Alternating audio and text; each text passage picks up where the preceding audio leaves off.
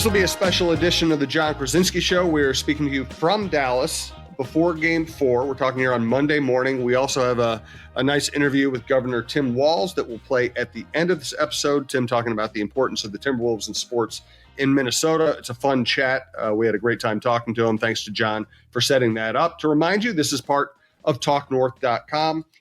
Check out all of our shows at TalkNorth.com. Best way to listen, subscribe to your favorite podcast app. We're coming to you from the Aquarius Home Services Studios. We want to thank two of our newer sponsors, Princeton's Liquors and Choi Vision Institute, as well as TSR Injure Head Flyer Brewing, and Shepherd Goods and Lamb Chops clothing line. And we want to thank our longtime producer, Brandon Morton. All right, John, Wolves are down 0-3. Biggest possible picture question I can ask you, is there hope? I mean, I'm generally an optimist by nature, which goes against the Minnesota sports fan experience. But it's really hard now, Jim, down 3-0 to see a way for them to come back and win this series. I do think it is possible that they can win a game or two and maybe try to save a little bit of face here. But when you look at how this series has played out, the Mavericks have every answer for the Timberwolves defense right now, which is maybe the most demoralizing way for them to lose games, which, they built this number one defense all season long, and the Mavericks are just absolutely shredding it. And then number two is Karl-Anthony Towns just cannot hit a shot to save his life. Maybe that changes. Maybe that does turn around a little bit in Game 4, and he knocks some down and they get going offensively that way, but they still have to come up with an answer for Kyrie Irving and Luka Doncic, and they just have not been able to do that.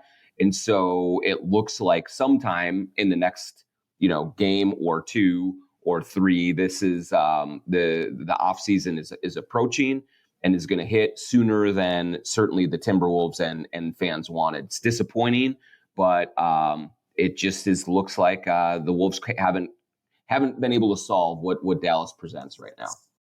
Yeah, and I don't want to harp on Cat too much, but it seems strange to me that I know he had a stinker against the Nuggets, but I felt like he was having a really good postseason, and it just feels like he doesn't have any confidence. And it's one thing to miss shots, it's another thing to look damaged, and he looks like he's out of it right now.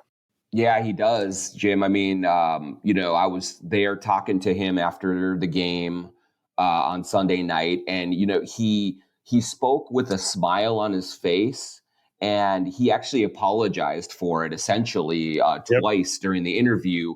And it wasn't like, looking at it where he's not taking this seriously. It was literally like he is powerless to stop it, and he has no answer. He cannot figure out what the heck is going on here. And so there's this uncomfortable smile that has come on his face because there's just none of this makes sense to him right now. And it is incredibly unfortunate that after a terrific first two rounds of the playoffs, where he really did, I think, set aside or at least answer a lot of the questions about his playoff bona fides, about his ability to deliver in big moments. Now you go into this series, the biggest moment of his career, and he's been terrible. I mean, there's just no other way to put it. I've certainly defended Karl-Anthony Towns over the years for unfair criticisms and things like that. But right now, the criticisms that he's getting are all fair because he cannot hit a shot. He's 3 for 22 from the field from 3-point range, 15 for 54 on overall twos and threes. And now every shot that he takes, it seems like he's trying to make 5 of them to make up for all the ones that he's missed before. It is the exact wrong time for it to come about. And I think we'll get into a little bit more about how he is far from the only culprit, the only one to blame for their losses right now. But even if you get a mediocre Karl-Anthony Towns over these first 3 games, it could easily be 2-1 right now in the Wolves' favor. Instead, it's 0-3, and it's almost impossible to come back from that. Yes. Do you see anything Chris Finch can do strategically to change the course of the series, or is it just about making shots at this point? Well, I mean, certainly, I mean, the shot making would help with both from Towns, from Nickeil Alexander-Walker, and let's also be frank, like Anthony Edwards had a very good third quarter in game three, but other than that, he hasn't shot the ball well either. Um, so I mean, absolutely getting guys to make shots, it would be very beneficial. But I do think also that Chris Finch has been outcoached by Jason Kidd in this series in terms of finding the right lineup combinations, in terms of pushing the right buttons at the right time. It hasn't been a great series for Chris Finch. You look back at game two, he said, he did not call timeout late to get Mike Conley back on the floor. Anthony Edwards turns it over, gives the Mavs another shot, and Luka hits the game winner. Game one, at the start of the fourth quarter, he sat both Towns and Edwards, and that group struggled to score, and it let Dallas back into the game, and they came back and won. Whatever he is telling the defense in all of these games, they look completely unable to handle Luka and Kyrie, and so they haven't been able to come up with a good plan there, and so. You would think that there are some adjustments to be made, but at the same time, so far, this coaching staff has not been able to come up with the right things to do, have not been able to find answers for the problems that the Mavericks are presenting. We are seeing about exactly the same process play out in each of these games. They are keeping the game close for the first 3.5 quarters. They're taking a lead sometime in the fourth quarter and then completely melting down. Some of that and a lot of it has to do with a team that is mentally seems like not quite ready for this moment. But there's also just coaching things that are not happening. Jason Kidd is seems to be finding every counter to whatever the Wolves are throwing at him right now, and Chris Finch can't seem to find the answer for it. Yeah, the most surprising aspect of this series, other than maybe Cat going to a terrible shooting slump, is that the Mavericks bigs are just kind of having their way, and part of it is because of the gravity of Luka and Kyrie and their ability to manipulate the defense and their ability to throw the perfect lob pass. But I knew Lively was a good young player. I knew Gafford was a good player, but I didn't think that the Mavericks bigs would look that good in this series. Yeah, I mean, until Derek Lively got hurt, Jim, in game three, he was the third best player in this series. And that's just that is not ever going to work out for the Timberwolves if it goes Luka, Kyrie, and then Derek Lively. But Lively's length, his activity, all of it was really bothering the Timberwolves to a remarkable degree. Rudy Gobert has not been able to do much with him. Karl Anthony Towns is being outscored by either Gafford or Lively or both in every game. Like, that's just unacceptable. I mean, Gobert and Towns are making, $90 million between the two of them. That's just, I know that there are matchup issues that can present sometimes with guys, but when it comes to these circumstances, Gobert has to be playing with more force on the glass, and Karl Anthony Towns has to be punishing PJ Washington and Gafford and whoever they put on him in the front court, and neither one can just do anything with that. And so because they are getting outplayed to the degree that they are, that's what kind of, I think, generates the helplessness that you feel watching the Timberwolves play, because even when Doncic or Irving misses a shot, oftentimes the Mavericks are on the offensive glass getting second chance opportunities. All of the Mavericks bigs are making it darn near impossible for Anthony Edwards to get to the rim. And the Wolves have not been able to utilize the lob pass to Rudy the way that the Mavericks do so well to Gafford, to Lively, to PJ Washington, Derek Jones Jr. They just they have such a better feel for how to utilize their bigs in the offense than the Wolves do. And so you put all of that together, and you're right, Jim, that's been, I think, a huge surprise this series, is just to what degree the Mavericks bigs have outplayed the Wolves bigs. Yes, it's been shocking. Hey, let's thank our newest sponsor, one of our newest sponsors, Princeton's Liquors in Maple Grove. Princeton's Liquors in Maple Grove. Bill Princeton, a longtime Wolves fan, longtime fan of this show. You go there for a wide variety of craft beers, of THC seltzers and gummies, of bourbons, anything that you are looking for to set the selection apart from the big brand box store liquor stores all around town. He's been in business with his family for years and years. Princeton's Liquors in Maple Grove.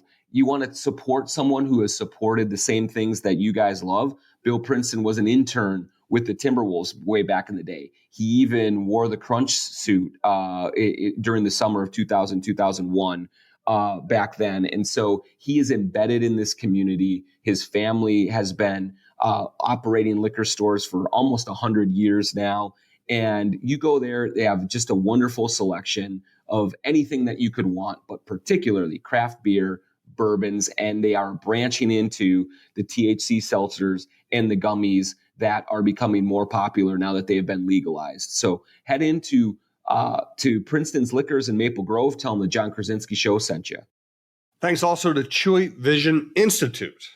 Yeah, Jim, I was down at Chewy Vision Institute last week in Bloomington to get my evaluation for LASIK surgery. And they have a bunch of incredibly friendly people down there who walk you through the process, give your eyes a thorough examination, and then help to determine A, if you're a candidate for LASIK, B, if there are other means that they can help to address your vision issues.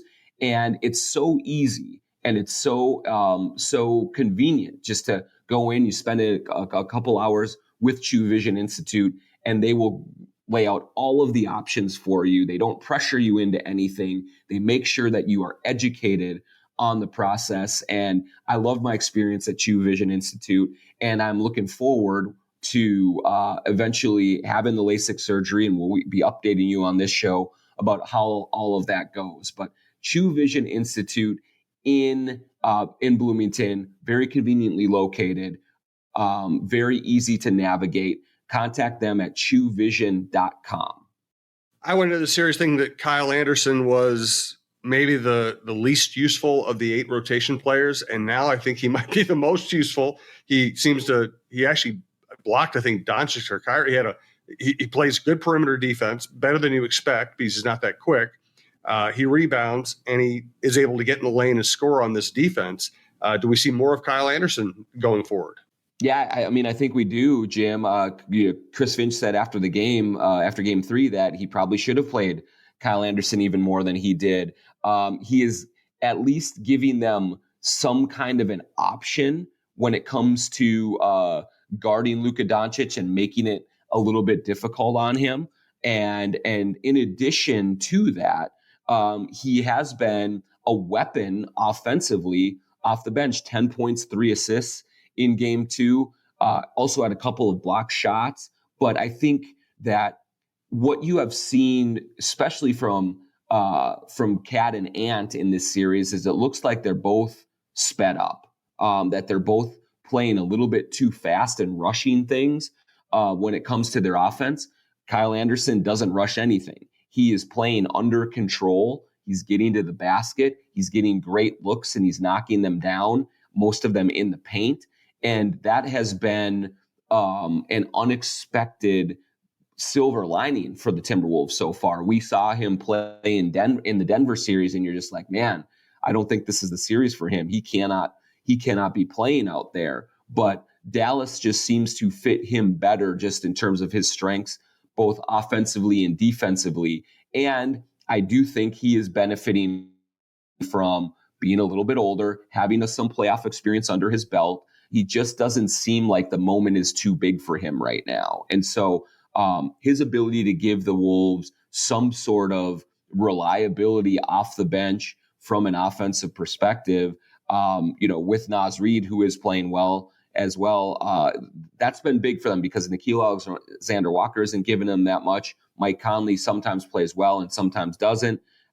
So Kyle Anderson, I think you will probably see quite a bit more of him in game 4 because I think Chris Finch will say, if we're going to go down, we're going to go down with the guys that I trust. And I think that he trusts Kyle Anderson more than almost anyone else on this roster. I'm astonished by Luka and Kyrie, the way they play together, how effective they are. I'm also astonished by how nasty a trash talker Luka is. I mean, what you see from him is he is a top flight competitor. And what he likes to do is see like the helplessness in his opponent's eyes and then feed off of that. Because we can talk, Jim, about their defensive shortcomings so far in this series. And certainly the Wolves could do things better defensively to execute and make things more difficult for Kyrie Irving and Luka Doncic. But one thing that is also abundantly clear is that Luka, especially, but Kyrie too, they both hit unbelievably difficult shots. Like, how many times in this series have we seen the Wolves play really good defense for 22 seconds of a shot clock, and then Luka step back 3, Luka get to the elbow, high contest, like arch a shot over Jaden McDaniels' outstretched hands and have it splash through. Those are demoralizing plays for a team that has built its reputation on defense the whole year long. And when Luka does that, he doesn't just make the shot. He gives you a look. He talks to you. He tells you, I'm going to break you. And so not only is he doing it from a physical aspect on the court, but he's doing it from a mental aspect as well. There was a time in the game, in game 3, where for whatever reason, the Wolves dumped the ball into Rudy Gobert in the post against Luka. Luka gets a quick poke away from Rudy, and he just turns and stares back at the Wolves bench like, what are you guys doing? Like, this is not going to work for you. And so the way that he does it is him sending a message to the Timberwolves. I have the answers to the test. You do not have anything that you can do to shake me. And it has been a huge effect on this team. You can see the looks on their faces. They don't have anything to stop him. And he is doubling down on that trauma by just letting them hear about it time and time again. It's been incredibly impressive, Jim. He whines to the officials. He flops here and there, but he also goes right for your throat, and he doesn't stop until the game is over and you're on the floor flatlined. Like, it is the absolute definition of a playoff killer. That's what he's doing to them right now in every aspect of this thing. One more topic, then we'll get to our interview with Governor Tim Walz. Thanks to the governor for joining us. Does Ant have what it takes right now in terms of stamina, conditioning, mentality to alter this series? I don't know. I know that he wants it. I know that he wants to bring it. I think that physically he can summon the reserves to bring what he can against them. But he is playing deeper into the playoffs than he's ever played before. I do think that he is worn down. I think he is learning a lesson about exactly how he's going to have to take care of his body so that he is ready for these deep playoff runs. But we watched him, especially in the third quarter on Sunday night, and it was breathtaking. I mean, the dunk that he threw down was just jaw-dropping and was clearly aimed at trying to inspire his teammates and get them amped up. He went at Dallas with everything that he could possibly muster, but then he came in the fourth quarter and he scored 2 points until the last bucket of the game, which was meaningless. And part of that is on Chris Finch to get him more involved in the offense. But part of it is that I think Ant is kind of struggling to maintain the level of gas in the tank that he needs to finish these things off. He is not getting enough help from his teammates right now, particularly Karl Anthony Towns. So that is putting even more burden on his shoulders. And it is 1-on-4 going into the rim so often against the Mavericks that it is incredibly difficult for him. This is what all of the 22-year-olds go through. Kobe went through it. Jordan went through it. Dwayne Wade went through it. All of these guys have to experience this to learn from it. But Ant is learning from it right now. And maybe maybe he has one, superhuman effort left in him in game 4 to try and get this back to 5. But you can see that he is worn out, that he is looking for help and it's not coming. And so he has to be better too. The one thing, Jim, is Towns has been a huge culprit, but we have seen Ant lose his focus defensively a few times, especially in the fourth quarters. That, there was one play at the end of the game last night where he just lost PJ Washington in the corner, and it was a 3-pointer that turned a 2-point lead, I think, into a 5-point lead. And there are those mental mistakes that are happening too. Again, it may be because of the energy that he's expending on the other end, but he's making mistakes that you would expect a 22-year-old to make. And so it's just, he's going through this process, and he's not infallible in this. He is complicit in this loss. It's just that you understand it a little bit more because he's 22, and you'd want to see more from Karl Anthony Towns at 28, even though this is his first time here as well. Just ahead our conversation with Governor Walz. Remember, if you're ever injured, call 612-TSR-TIME. TSR Injury Law will take good care of you. They will not charge you unless they win your case, and they win lots of cases. 612-TSR-TIME, 612-TSR-TIME. And as the billboards say, TSR Time, Nasreed, TSR Time. Tell us about Head Flyer Brewing. Head Flyer Brewing, if you look at some of their social media posts, the Timberwolves game nights have been incredible at Head Flyer in Northeast Minneapolis. Just Wolves fans packing the place. They have an awesome T-shirt that they're selling with a kind of a Wolves inspired logo on it, with that says "Bring Your Ass" at the bottom of it. It is a super hot item that everyone's trying to get their hands on. Most importantly, they have great beer and a great experience.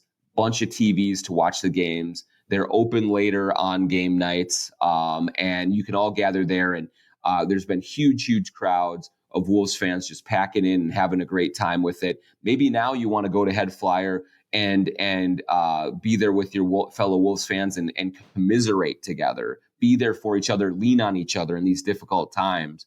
But whether you're there to celebrate, whether you're there to wallow, Head Flyer will be there for you with outstanding beer selection, with great merchandise, including that Wolves shirt, and with food trucks and drink specials for game nights. So go to Head Flyer Brewing for Tuesday night's game 4 and see if you can kind of help the Timberwolves turn this thing around. And it's been great to be aligned with Shepherd Goods and Lamb Chop's clothing line as they've got to enjoy this playoff run. sglambchops.com, some of the most comfortable, high-quality sweatpants, shorts, T-shirts, hoodies that you can ever ask for. Promo code JONK20 for 20% off at sglambchops.com. Jordan Dye, Craig, and the rest of the good folks at Lamb Chops have been invested in the Timberwolves. They're courtside there. They have some collaborations with the Wolves as well. They've been doing it for years. And if you want to support local companies that are doing great things, support sglambchops.com, Lamb Chops clothing line. Typically, we do a Wolves trivia question from Twitter on these to give away some shorts. We will do that a little later this week on a bonus episode. We have Governor Walz at the end of this show, so we didn't have room or time to put it in there, but watch for that later this week. But in the meantime, go to sglambchops.com, use the promo code JONK20 for 20% off. super stylish, super comfortable gear at Shepherd Goods and Lamb Chops Clothing. I've really enjoyed this playoff run. I've enjoyed this fan base. I certainly appreciate everyone who listens to this show. Thanks to everyone so much, and thanks to the governor for joining us. As promised, today's special guest, Governor Tim Walz. Governor Walz, we appreciate you joining us today. I'll start off, then I'll hand it off to Mr. Krasinski. What does a winning team like the Timberwolves this season, what does it do for the city and the state? Well, good to be with you guys, and I thought you brought me on here because I've been the curse on this thing. Look, it does a ton. No, that's my fault. I'm the curse. Well, no, you can feel it. I mean, this was something that we cared deeply about. We having a winning team just lifts everybody's spirits. You see it. I mean, it's an attitude. You could feel the vibe. But just candidly, it's a big economic boost. You saw the folks downtown. Lets us show that what can be. I mean, to be in the conversation the last week of May is huge. And so I'm just excited about it. I'm glad to see Minnesotans embrace it. I am a bandwagon guy for folks. If you want to get on a bandwagon at any time, there's always room. So I think it's been great. Yeah, Governor, thanks again for joining the show. I just, your sort of view from the outside as this organization, I think, has stepped back into the spotlight. What's that been like? I mean, this has been a team that has suffered for a while, that has been through plenty of disappointments over the last 20 years. And then maybe to see the unexpectedness of this be the team to get to a high profile situation with the Minnesota men's sports teams. What's just that been like to witness as a fan as well? Yeah, and I even saw this kind of crack I'm sure they're right back in their same mode as Minnesota sports fans. See, we told you so. But I was around some of these cynics who, are the very Minnesota fans. And look, I can be guilty of it too. Like, look, same old thing, whatever. I watched them start to crack. And I watched them start to say, you know what, this could be possible. Like, we shouldn't come back. We lost those 3 games, and Denver's a defending champion or whatever. That really did wonders for us. So I think it opened the door to, you know what, we've got to be better as fans to not the self-fulfilling prophecies, the cynics, and we all read the columns in the paper that, oh, here we go again. I think this team maybe gets us over that. And I think that's good for all our sports teams.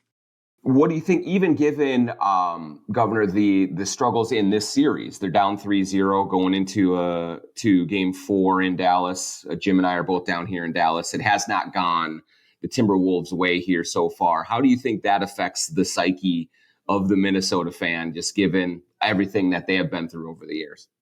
Yeah, I think the cynics may slip back into that. But look, if there's any team that can be the first to come back from 3-0, this may be it. But I think the one thing, and I coached for a lot of years, and I think it's important to remind people, it's not an excuse, but look, Luke and Kyrie are first ballot Hall of Famers.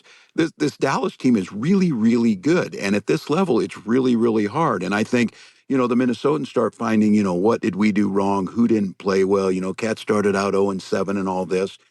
These guys scored 34 and 33 points, and they are amongst the best that's ever played. So I hope we don't get into that. I hope we don't, get, oh, here it is again. We need to recognize at this level, it's such a fine line. And look, we got a couple bad breaks, I think, when we were back here in Minnesota. Let's get this next one. Come back home for a game 5, and who knows? There'll be more excitement again. So I know it's an uphill fight at this point. I'm in this business I'm in, you got to be a realist. But look, if any team could do it, I think maybe this one could. So I'm still very excited. We're here chatting with Governor Tim Walz on the John Krasinski Show. And Governor, I imagine that one of the things that you were sure was going to happen once you became governor is that you would absolutely get a state proclamation issued with "Bring Ya Ass" in the middle of it.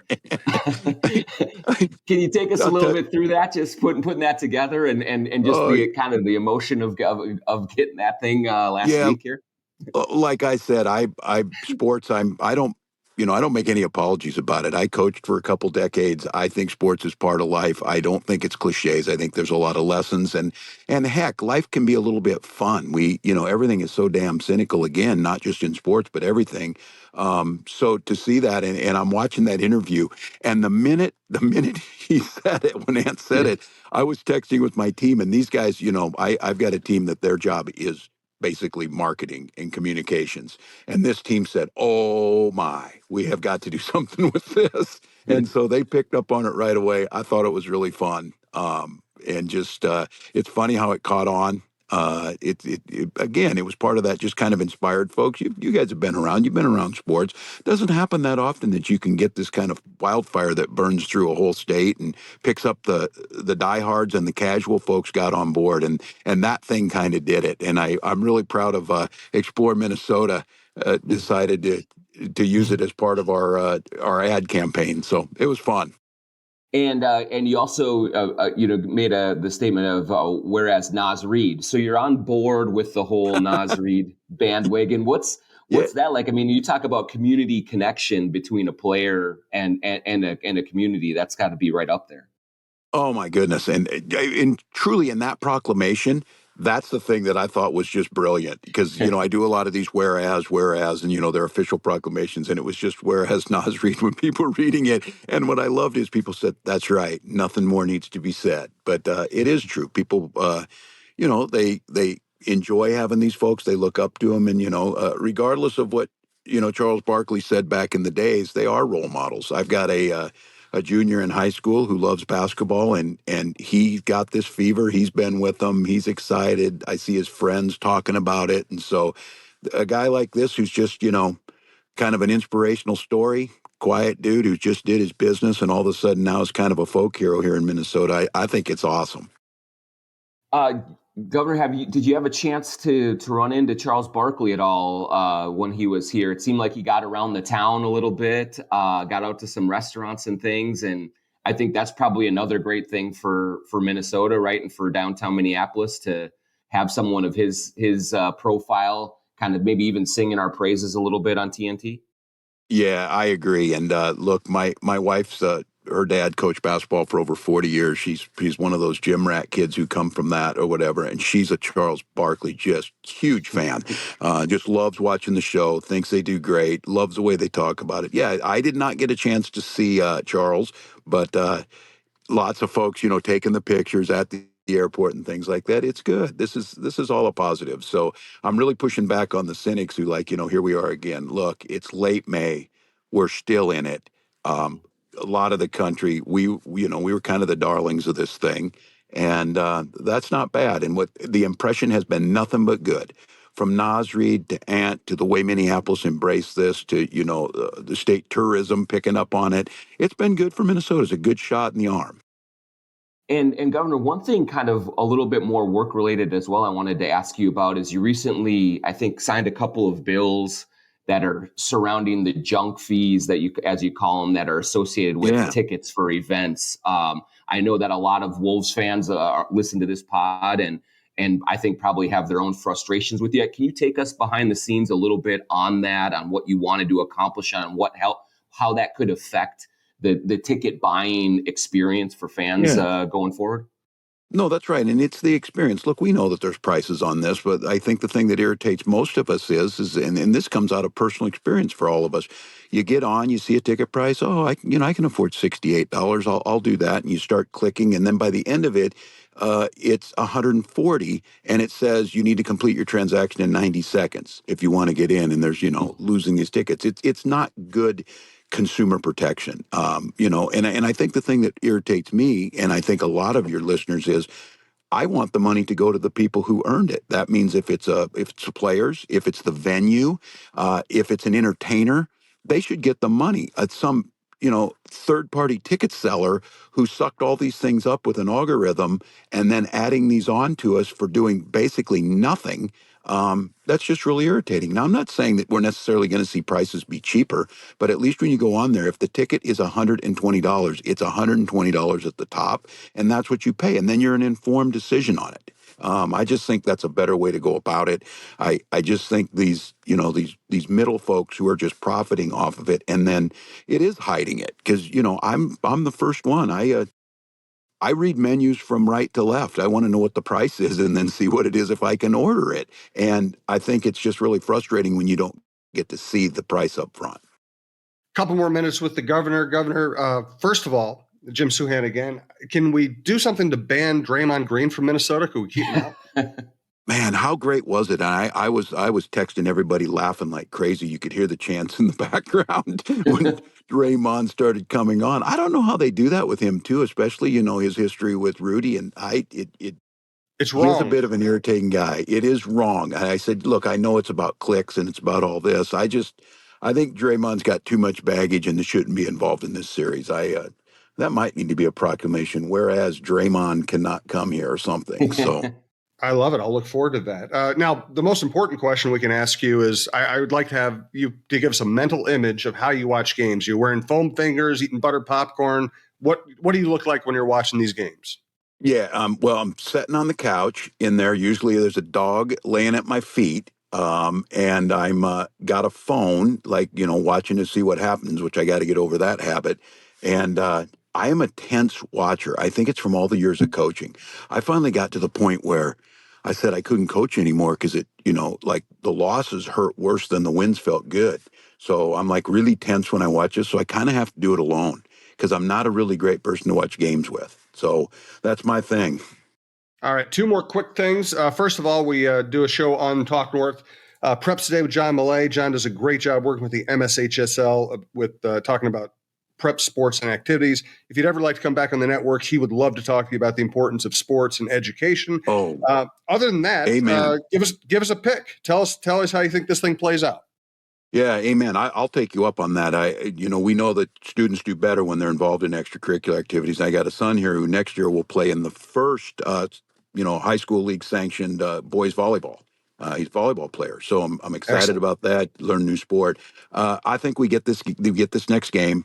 I think we come back home. We've got a good chance. I think this thing is 3-2 before we go back to Dallas, and then we'll see what happens. Governor, can't thank you enough for joining us on the program this morning. One last thing before you go.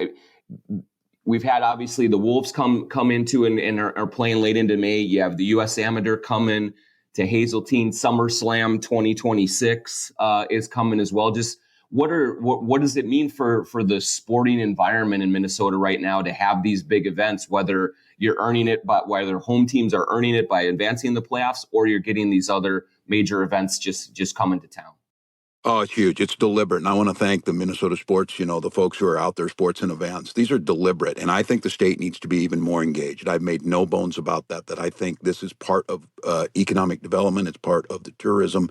Look, the U.S. Amateur out there, I was out there the other night. These are folks committed to bringing that incredible tournament here. And the co-chairs of that thing, the honorary co-chairs, Joe Mauer and Larry Fitzgerald.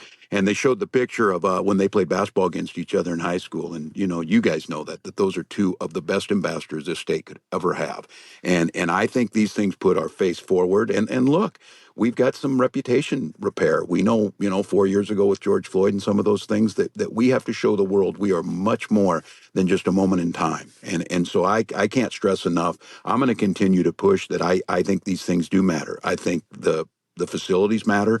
I think collectively the state benefits from these things. So, this is big. And people say what you will about SummerSlam. That thing will have tens of millions of dollars of economic impact, not to mention a whole lot of fun. So now it's good. And I applaud all the folks who are working to bring these events here. And we've got the USA Gymnastics, just everything going on. Governor, thanks so much. We'll talk to you before Game 7. Yeah. Go Wolves. All right. Thank you, Governor. Thank you, sir. We appreciate it. Yep. Thanks, folks.